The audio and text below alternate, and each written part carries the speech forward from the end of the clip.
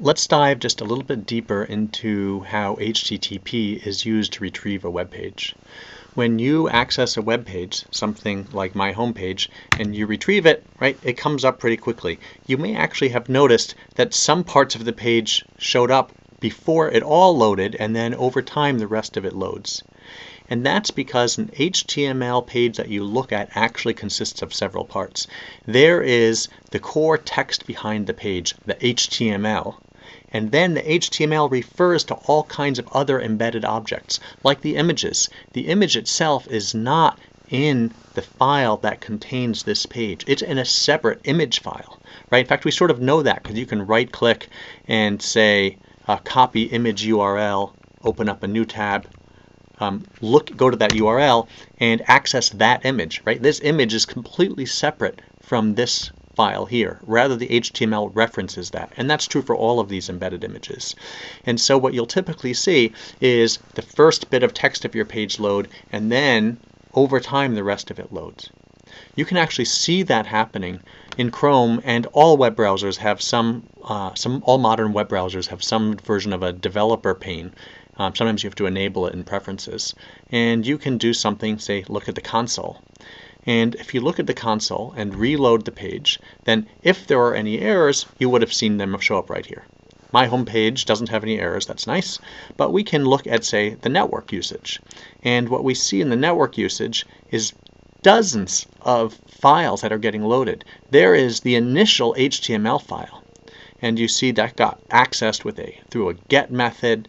Okay, it was 9 kilobytes, and our web server took 23 or 24 milliseconds to respond, and that's sort of the timeline. You can even mouse over this and let you see what were the elements that had to happen. The DNS was very fast.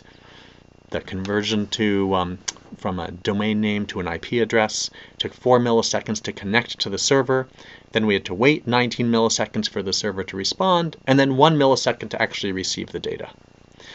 Then it turns out that my HTML page loaded all kinds of other things. A CSS file, multiple CS files, some JavaScript files, a bunch of JavaScript files, a whole bunch of GIF and JPEG images, all kinds of other things, some PNG images. And as these are loaded, you can see in this timeline on the right when they were loaded, and you can see why a web page takes a while for it to do anything.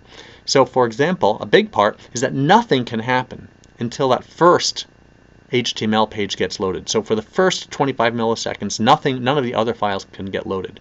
Once the first file finishes loading, then it can start in the background sending out those requests for other files, and you'll see when they get requested. It can't actually it won't access requests for too many files at the same time, and so you'll ask for a bunch, wait for them to come back, ask for a bunch more.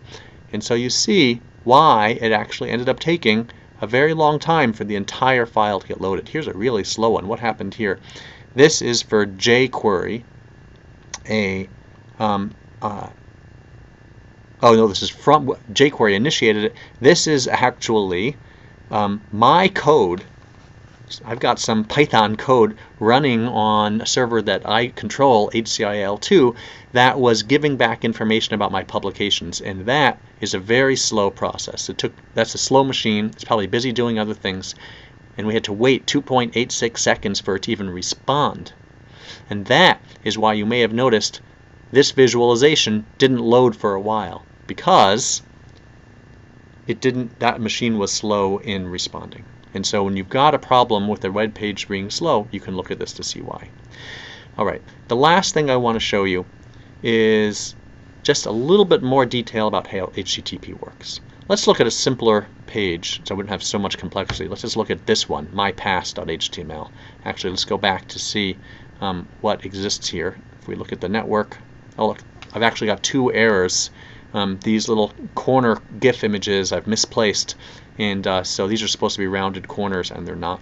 And this now helps me see why. I'm trying to access a file that I must have moved, so it no longer exists. But let's go look at the network, refresh, and we can see again what's going on here. Here's the HTML file, and this is the one I really want to load, and that will load these other files. So how is this happening? Well, the web browser is issuing a GET request to the server, which is then responding with the data. And this is essentially what a web browser does. It lets you make requests, it sends the request to a server, waits for the data to come back, processes that data, displays it. If there's embedded data, it goes and requests that. It turns out that there are other ways to request that data. We can write a program. In fact, we will learn how to write a program to make those kind of requests so that we can request that data and access it ourselves. Another way is there are actually command line tools to do the same thing. I'm going to show a command line tool called Telnet. This exists on PCs as well. And you can use Telnet to basically make an HTTP request on any port to any computer. And you can give it a command, an HTTP command. We're all using the GET commands. There are other commands as well, but that's the most common. So what we need to do is give it the full computer name. And for this particular case, for this page, the computer name is www.cs.umd.edu. I'm not typing in HTTP because that's not the computer name. Telnet is for HTTP. Then I have to give it the port number, and the port number is 80. When we access this URL in the browser, we didn't specify the port number, and so we just use the default port. Notice I'm not saying what file I want, I'm just saying what computer I want to connect to. I do that, and look at this, I have connected. It turns out that the computer science department has rerouted me to some other computer called www-lb, which I happen to know is their load balancer, but that's fine. Now I can go ahead and make a request, and the request looks like this. So we request the particular page I want, which is /tilde_betterson/mypass.html, and it went ahead and responded. Let's see, here's the request I made by responding by giving the full document. And this is exactly the content that we're seeing on the web page at the left. Right, my past, I came to the university, and so on. I came to the university. So this is just showing that you can actually test a web server, that it is responding to your requests by directly typing in commands through this Telnet protocol. And that's really all that your web browser is, well, that's not all your web browser is doing. It's one of the things your web browser is doing. Then it gets the data back and converts it into a displayable format and will request additional embedded content as well.